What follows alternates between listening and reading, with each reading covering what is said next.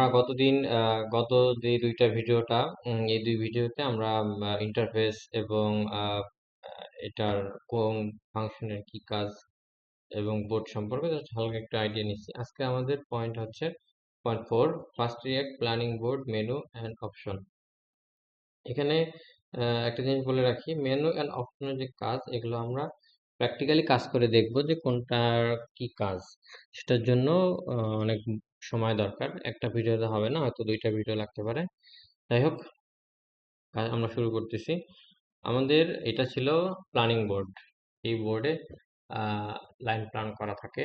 এখন আমাদের কাজ হচ্ছে আজকে এখানে উপরে যে মেনু টুলস গুলো আছে, এই টুলস গুলো সম্পর্কে আমরা জানবো, কোনটা দিয়ে কি কাজ করা হয় এবং সেটা করে দেখব।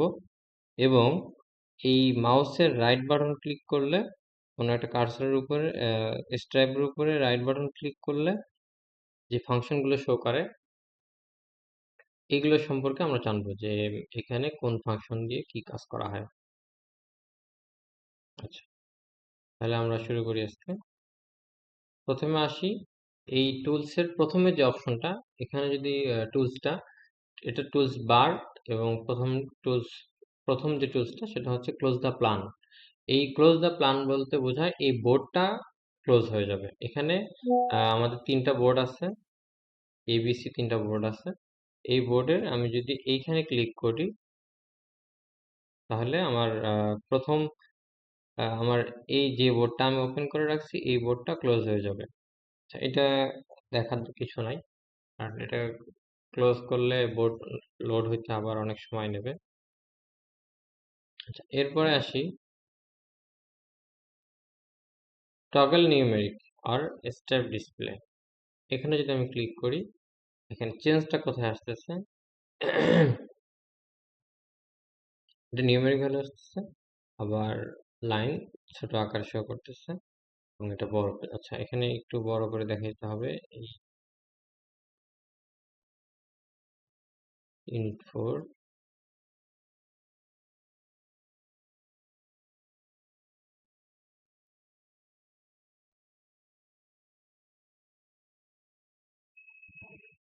আচ্ছা, এরপরে আমরা সবসময় এই নিউমেরিক ভ্যালুতেই রাখবো। এরপর হচ্ছে টগল পপ আপ আউট আর স্টেপ। এটার কাজটা হচ্ছে, এটা একটা পপ আপ মেনু ওপেন হবে আমি যদি এটা দিয়ে রাখি। আমরা যদি কার্সর বা মাউসটাকে কোনো একটা স্টেপের উপরে রাখি, তাহলে আমরা দেখতাম যে আগে একটা সামারি শো করতো। এখানে যদি আমি ক্লিক করি, এখন শো করতেছে না, কিন্তু আমি যদি এটা কেটে দিই, এখন শো করতেছে। এই যে স্ট্যাটাসটা এখানে, এই স্ট্যাটাসটা শো করে। এখন এক একটা স্ট্রাইপের জন্য এক একটা স্ট্রাইপ শো করবে। যেমন এখন যেটার উপরে আসলাম, এটা একটা জ্যাকেট আইটেম। আবার যদি এর উপরেরটা দেখি, সেটাও জ্যাকেট আইটেম। তার উপরে যদি যাই, এটা সুইট শার্ট। মানে আমি কোনো একটা স্ট্রাইপের উপর কার্সর ধরলে, কিছুক্ষণ ধরে রাখার পরে আমাকে এই পপ আপ মেনুতে বা একটা নোট নোট আকারে শো করবে যে এই জিনিসটা কি, অর্ডার কোয়ান্টিটি কত, কোন বায়ার, এই সামারি একটা শো করবে। আর এইটা না করে আমি দেখতে চাই, এখানে পপ আপ মেনু আকারে যদি রাখি, এটাকে আমাকে কনফিগার করে নিতে হয়। স্টেপ রিলেটেড এবং অর্ডার রিলেটেড, এখানে অনেক কিছু আছে। আমি যদি একটু বড়, এখানে কাস্টমার দেখব,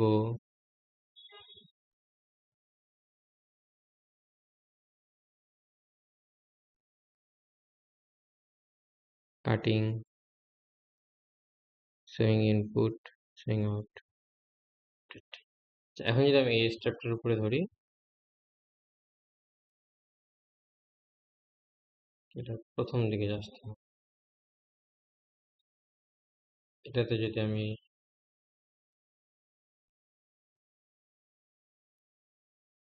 100, এটার কাটিং হয়েছে দেখেন 134 পিস। এটাতে কোনো কাটিং হয় নাই। 1000 পিস সুইং কাটিং হয়েছে, 1000 পিস সুইং ফুট হচ্ছে 624 পিস। এরকম এই কনফিগার অপশন থেকে আপনার প্রয়োজন হতো যে জিনিসগুলো দরকার এগুলো সব নিতে পারবেন।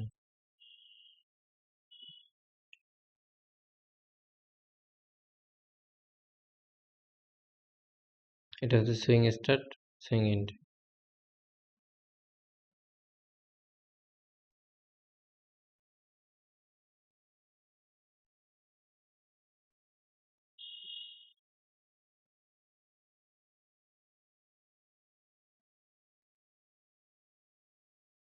আমরা কাস্টমারটা নিয়ে আসি। কাস্টমার তো একবার ছিল,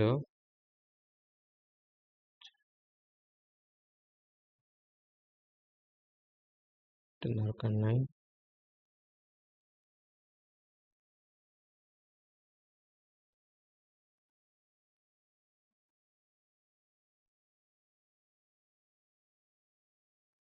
কন্ট্রাক্ট কোয়ান্টিটি হচ্ছে অর্ডার কোয়ান্টিটি।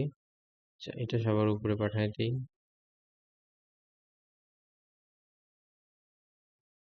আপডেট যদি দিই তাহলে আমাকে এই ইনফরমেশন গুলো শো করবে, যেমন এটা এমএনএস এর অর্ডার, এটা এমএনএস, উপরে যেটা আসতেছে সেটা এমএনএস, কারহাট, তারপর এটা এমএনএস, এক্সপ্রেস, এটা জি স্টার। এইভাবে আপনার কি কি ইনফরমেশন দরকার সেই জিনিসগুলো এখান থেকে আমরা বের করতে পারবো বা সেট করে আমরা ইউজ করতে পারবো। সেম ভাবে আমি যদি এটা না দিই, যদি আমি এটা বাদ দিয়ে দিই, তাহলে কার্সর ধরলে আমাকে এখানেও শো করবে কোন আইটেম কি জিনিস, সেই ডিটেলস, টাইপ কি, ডেলিভারি ডেট কবে, এগুলো এখানে শো করবে। আচ্ছা, এরপরে আসি রিডিউস রো হাইট। এইখানে এই প্রত্যেকটা হচ্ছে একটা র বা লাইন। এখানে একটা হাইট দেওয়া আছে। আপনি এটা বড় করার জন্য, ছোট করার জন্য এই রিডিউস লো, এটা লো হাই করা যায়। এটা হচ্ছে ম্যাক্সিমাম, এটা ম্যাক্সিমাম হাইট। এবং আবার এখানে যদি ক্লিক করি তাহলে এটা মিনিমাম, মিনিমাম অনেক ছোট হয়ে যায়। আপনার প্রয়োজন অনুসারে আপনারা এটা বাড়া কমায় নিতে পারবেন। আর এরপরে হচ্ছে এইটা যে অপশন সেটা হচ্ছে রিডিউস ডেট স্কেল। এখানে দেখেন প্রথমে এটা সানডে, মানডে, টিউসডে, ওয়েডনেসডে, এইভাবে এই ডেট থেকে এই ডেট পর্যন্ত একটা সপ্তাহ। এখন আমি যদি চাই এটা বড় আকারে দেখবো বা আরো ছোট আকারে দেখবো, তাহলে এটা বড় হইলো, জিনিসটা আরো বড় আকারে দেখা যায়। এখন বড় আকারে কেন দরকার হয়? আপনি পুরো মাসের প্ল্যান যদি দেখতে চান তাহলে ছোট করে দেখতে হবে। আবার কোনো স্টেপ যদি খুব ছোট থাকে, অল্প কোয়ান্টিটি থাকে, সেক্ষেত্রে বড় করে আমাকে এই স্টেপটা ধরতে হবে। যেমন এই যে এখানে যে স্টেপটা রয়ে গেছে, এটা একটা ছোট একটা স্টেপ 48 পিসের। আমি যদি এখন এটাকে ছোট করি তাহলে এই স্টেপটা ধরা অনেক টাফ হয়ে যাবে এবং ছোট একটা টাফ হয়ে যায়। এই জন্য বড় করে আবার এখানে 8/2 থেকে এখানে 9/2 আছে, মানে পুরো 1 মাসের প্ল্যান এই জায়গাটায়।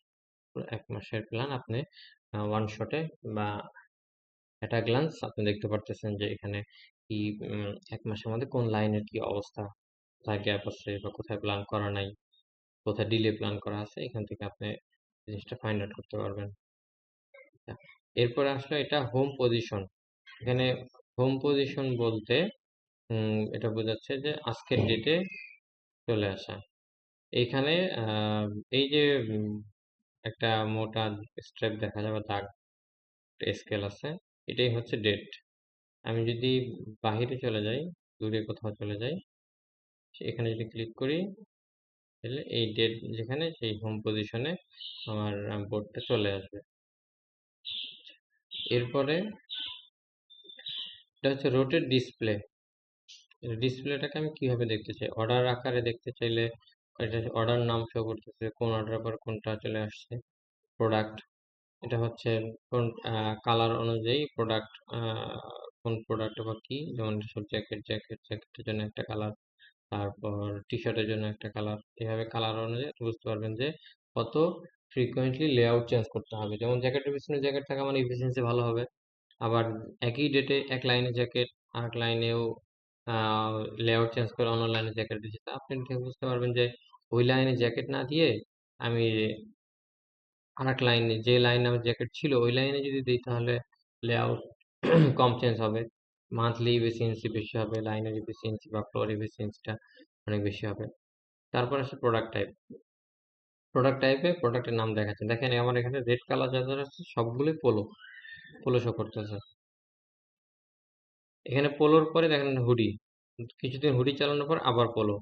এখন আপনি চিন্তা করতে পারেন যে এইখানে এই হুডিটা না দিয়ে অন্য এই জ্যাকেটের পরে আহ হুডি যদি দেই, আর এখানে যে কোয়ান্টিটি পোলোটা আছে সেই কোয়ান্টিটি নিয়ে এখানে দেওয়া যায় কিনা।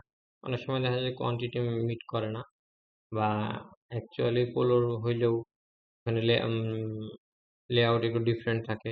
তারপর ম্যান পাওয়ারের একটা বিষয় থাকে, সবকিছু বিবেচনা করে অনেক সময় চাইলেও দেওয়া যায় না, সেক্ষেত্রে লেআউট পরিমাণ বেড়ে যায়। আচ্ছা, এটা দেখে আপনি পয়েন্ট আউট করতে পারবেন যে কোন কোন জায়গায় আমি চাইলে চেঞ্জ করতে পারবো কিনা, সেখানে চেক করবেন, যাতে পরবর্তীতে কেউ যদি আপনাকে কোশ্চেন করে যে আপনি এখানে লেআউট দিচ্ছেন, এটা তো ওই লাইনে ফলো করতেছি, তাহলে আপনি বলতে পারবেন যে হ্যাঁ এই ব্যারিয়ারের জন্য আমি এখানে এই ফলোটা রাখছি, বা এখানে জ্যাকেটটাই রাখছি, লেআউট করতে হবে, কোনো সেকেন্ড কোনো অপশন নাই।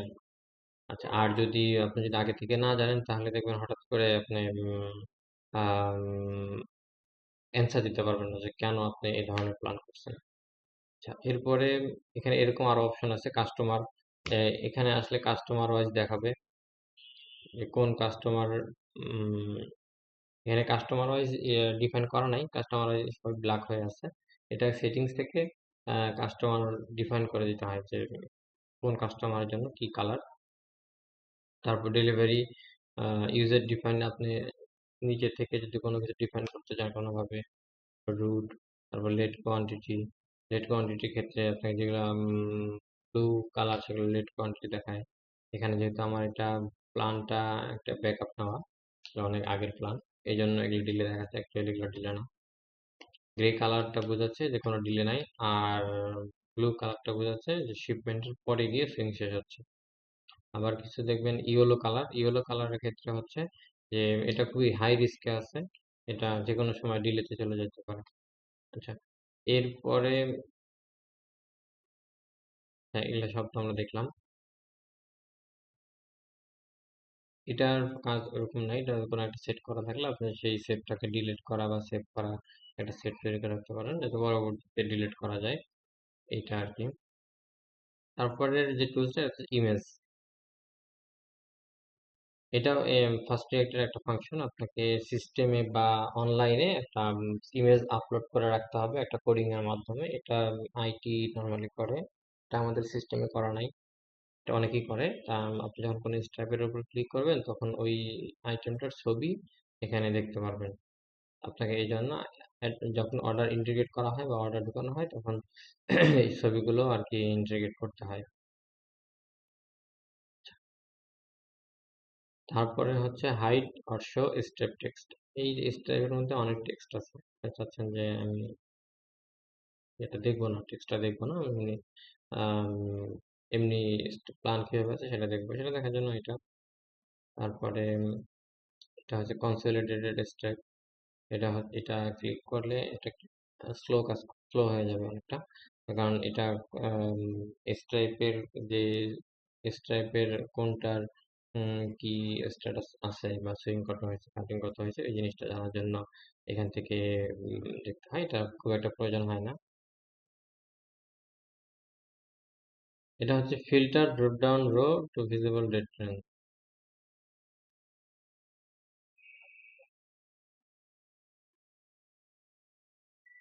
এখানে এই ফাংশনটা নিয়ে আমি কখনো কাজ করিনি, তাই ঠিক বলতে পারতেছি না, এটা কোনো কাজ আমার জানা নাই। তো তারপরে হচ্ছে এরকম এটা প্রয়োজনও হয় না। এরপরে যে দূরবীনের যে চিত্রটা, এটা হচ্ছে ফাইন্ড করার জন্য ফাইন্ড অপশন। এখান থেকে আমরা ফাইন্ড করব যে আম, কিভাবে কোনো একটা অর্ডার কোন স্ট্যাটাসে আছে সেটা এখান থেকে খুঁজে বের করার জন্য। এটা হচ্ছে অ্যাডভান্সটা আমরা একটু পরে দেখি, প্রথমে জেনারেলটা দেখি। এখানে অর্ডার নাম্বার দিতে হবে, এখানে একটা অর্ডার নাম্বার যদি ক্লিক করি নিচে অনেক অর্ডার শো করে। এই জন্য এই যে অর্ডারগুলোতে এই নাম্বারটা আছে সেটার পরে যদি আমি একটা স্টার মার্ক দিয়ে দিই, এই যদি এখানে ডেট রেঞ্জ আছে, এগুলো সব সেট করে দিলাম এবং প্রথমে যদি রিপোর্টে ক্লিক করি তাহলে এই অর্ডারটা কোন ইউনিটে, এটা লোড লিস্টে আছে এখন অর্ডারটা, স্টার্ট কবে থেকে হইতে হবে, অর্ডারের নাম্বার কি, কি জিনিস, কোন বায়ার, সবকিছু এখানে শো করবে। এখান থেকে আপনি দেখতে পারবেন।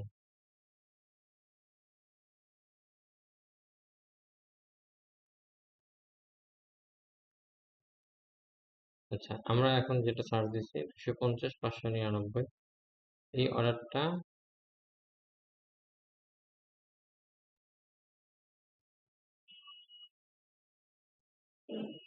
রিপোর্টে একটু দেখে আসি। এটা অন্য একটা ইয়েতে প্ল্যান করা, আমরা আছি ইউনিট 4-এ, আমাদের ইউনিট 4-এর একটা অর্ডার দেখতে হবে। আমরা আগে একটা অর্ডার দেখে আসি। 250 117, এই অর্ডারটা দেখে আসি।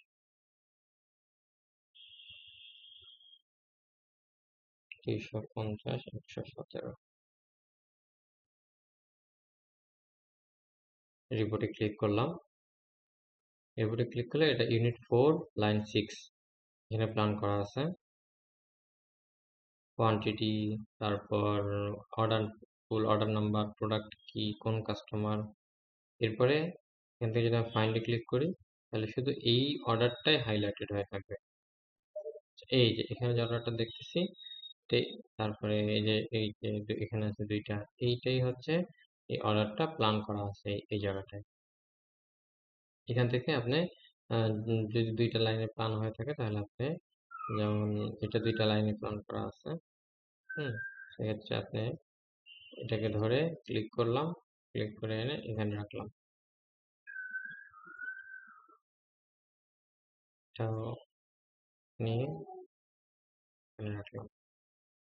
এটাকে চাইলে একবারে ধরা যায়, রাইট বাটন ক্লিক করে লিঙ্কড অর্ডার, তাহলে এই সম্পূর্ণ অর্ডারটাই কাজ করছে।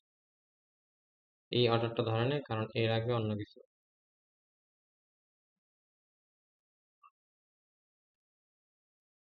লিঙ্কড অর্ডার এখানে দিয়ে দিলাম। এই যে এই অর্ডারটার মাঝখানে এটা ছিল, এই জন্য লিঙ্ক করতে পারেনি। এই অর্ডারটা এখানে প্ল্যান করা, একটা লাইনে প্ল্যান করা। এইখানে ম্যান পাওয়ার খুব নাই, 1 ম্যান পাওয়ার দিয়ে রাখছে, তার কারণে স্টেপটা অনেক বড় দেখাচ্ছে। এটা মার্জ করা লাইন, দুইটা লাইন এক জায়গায় মার্জ করছে।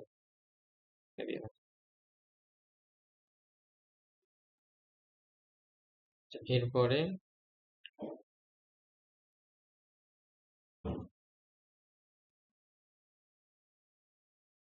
এটা হচ্ছে অর্ডার সেট। আপনি কোনো অর্ডার সেট যদি জানা থাকে সেটা দিবেন। প্রোডাক্ট, কোনো স্পেসিফিক কোনো প্রোডাক্টের প্ল্যান দেখতে চাইলে সেটা এখান থেকে দেখবেন। প্রোডাক্ট টাইপ, কাস্টমার, কোনো একটা কাস্টমারের কি প্ল্যান আছে সেটা এখান থেকে জেনে দিতে পারবেন। প্ল্যান গ্রুপ, কোনো একটা প্ল্যান গ্রুপের টোটাল অর্ডার কি অবস্থায় আছে সেটা এখান থেকে দিতে পারবেন। রো নেম, তারপর operation work content, order description, product details description, এই জিনিসগুলো যে কোনো একটা দিয়ে, বা আপনি চাচ্ছেন যে এমএনএস বায়ারের যত টি শার্ট আছে সেটা কোথায় কোথায় প্ল্যান করা আছে সেটা দেখবেন। সেক্ষেত্রে আপনি এখানে লিখবেন এমএনএস এবং প্রোডাক্ট টাইপের গিয়ে লিখবেন টি শার্ট, থেকে ফাইন্ড দিবেন কোন কোন লাইনে এমএনএস এর টি শার্ট প্ল্যান করা আছে সবগুলো। এটা হচ্ছে ডেট রেঞ্জ। আপনি যদি জানতে চান যে শুধুমাত্র আগস্টে দেখবেন, ডেট সিলেক্ট করে দেবেন, শুধু আগস্টে যেগুলো প্ল্যান করা আছে শুধু ওইটাই আপনার এখানে শো করবে। অ্যাডভান্সের ক্ষেত্রে সেম জিনিস, জাস্ট এটা আপনি স্পেসিফিক ভাবে লিখে দিতে পারবেন এটার ক্ষেত্রে।